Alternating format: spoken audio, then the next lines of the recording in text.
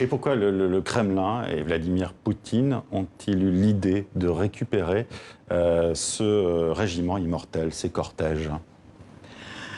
Parce que la Russie, après l'éclatement de l'Union soviétique, est en quelque sorte restée orpheline de son empire et de sa fierté impériale.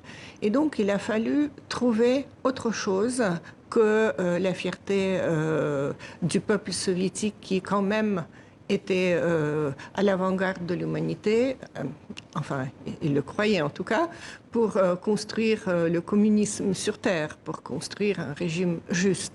Donc tout cela a été abandonné.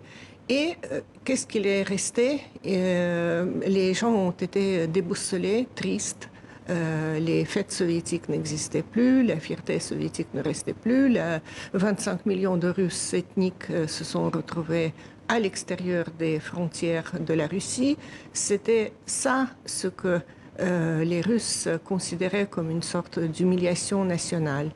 Et je crois que c'était d'emblée l'idée de Poutine de redonner la fierté aux Russes en réhabilitant le passé soviétique qui a été terni, bien sûr, par les révélations pendant la perestroïka, pendant les premières années d'Eltsine. Il y a eu tout un flot de témoignages, de documents secrets et dans le passé inaccessible. Vous dites d'ailleurs que cette période Eltsine, c'est une parenthèse dans l'histoire russe.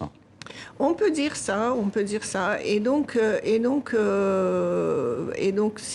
vous voulez, les gens se sentaient, beaucoup de gens se sentaient mal à l'aise parce que il apparaissait que 3 générations des soviétiques vivaient dans le mensonge. Et donc, ce que Poutine est arrivé à faire, c'est de réhabiliter en quelque sorte le passé soviétique en le lissant, en le débarrassant. Et en réhabilitant même Staline. Et en réhabilitant même Staline. Et si vous voulez, le sommet de cette histoire soviétique, la page la plus glorieuse de cette histoire soviétique, c'est bien sûr la victoire dans la Seconde Guerre mondiale, qui devient en quelque sorte le pivot de la nouvelle identité russe.